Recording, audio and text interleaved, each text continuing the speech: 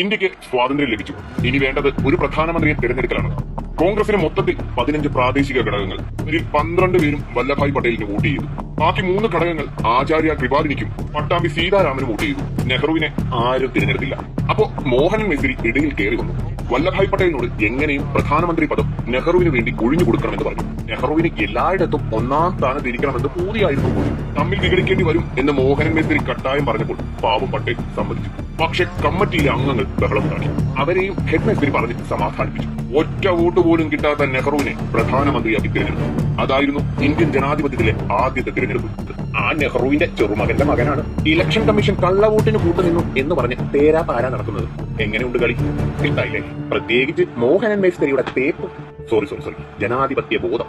ഗണപതിക്ക് വെച്ചത് കാക്കയായിട്ട് വന്ന് എടുത്തുകൊണ്ട് പോയിട്ട് നെഹ്റുവിന്റെ വായിൽ വെച്ചു കൊടുത്തു.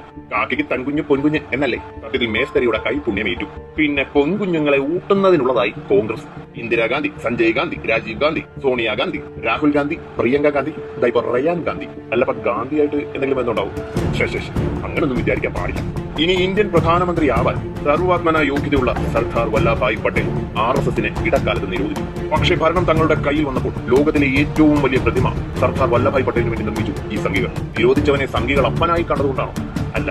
അതറിയണമെങ്കിൽ കേരള പാഠാവലി മാത്രം വായിച്ചാൽ പോരാ. ഗുജറാത്തിൽ ചെല്ലണം, ചോദിക്കണം. വല്ലഭായ് പട്ടേലിനോട് നെഹ്റുവും നമ്മുടെ നേസ്തരിയും കാണിച്ച സ്നേഹം, ആ സ്നേഹം നിങ്ങൾ അറിയണമെങ്കിൽ അത്രയും വലിയ പ്രതിമ പണിയണം. പട്ടേൽ എങ്ങനെയാണ് മരിച്ചതെന്നും മരണസമയത്തെ കോൺഗ്രസിന്റെ സ്നേഹവും ചരിത്രം പറയുന്നുണ്ട്. വേണ്ടവർ പോയി വായിച്ചു പഠിക്കണം, വളച്ചൊടിക്കലുകൾ ഇല്ലാതെ. പട്ടേലിനെ പട്ടിയെ പോലെ ഊക്കിവിട്ടതും രാജ്യത്തെ സ്നേഹിക്കുന്ന ഒരാൾക്കും സഹിക്കാൻ കഴിയുന്ന ഒന്നല്ല. ആ ചരിത്രം മറച്ചു വെച്ചാൽ 532 നാട്ടുരാജ്യങ്ങൾ മതം പറഞ്ഞും വിരട്ടിയും രാജനീതിയും പറഞ്ഞ് കൂടെ നിർത്തിയ പട്ടേലിന്റെ കയ്യിൽ നിന്ന് കാശ്മീരിന്റെ കാര്യം നെഹ്റു നേരിട്ടെടുത്തതിന്റെ ദുരന്തത്തിന്റെ വ്യാപ്തി നിങ്ങൾ ഇന്ന് അനുഭവിക്കുന്നത് എങ്ങനെയാണെന്നും എന്തുകൊണ്ടാണെന്നും മനസ്സിലാവില്ല. അതിലൂടെയാണ് പട്ടേലിനെ സംഘികളും ഏറ്റെടുത്തത്. എന്നിട്ടും കോൺഗ്രസിന് വല്ല വിഷമവുമുണ്ടോ? ഇല്ലപ്പാ. പോട്ടം അടിക്കുമ്പോൾ കണ്ടക്ടറെക്കാളും ഹെഡ്മേസ്റ്ററിയേക്കാളും തലപ്പൊക്കമുള്ള ഒരു തല ഒഴിവായില്ലേ? അവർക്ക് ഇത് മതി. ആ വലിപ്പമുള്ള പോട്ടം വെക്കൽ പരിപാടിയെ എന്നേക്കുമായി ഒഴിവാക്കിയതാണ് നർമ്മദാ തീരത്തെ ലോകത്തിലെ ഏറ്റവും വലിയ പ്രതിമ കൊണ്ട് BJP ചെയ്തത്. ഇനി പറ, അതൊരു മന്ത്രി ചെക്കല്ലേ? എനിക്കറിയാം, ചരിത്രം ശരിക്കും വായിച്ചു പഠിച്ചാൽ നിങ്ങളൊരു കുതിരച്ചക്കോടെ കോൺഗ്രസിനോട് പറയുമെന്ന് 10 തരാം. അല്ലപ്പ ഞാൻ പറയുന്നത് കള്ളമാണെങ്കിൽ കുടപ്പനക്കൊന്ന് വാരിയിൽ വെളിച്ചെണ്ണ തേക്കാതെ നിൽക്കുമ്പോ ഒന്ന് ചോദിച്ചു നോക്ക്, ഓനും പറയും സത്യമെന്ന്.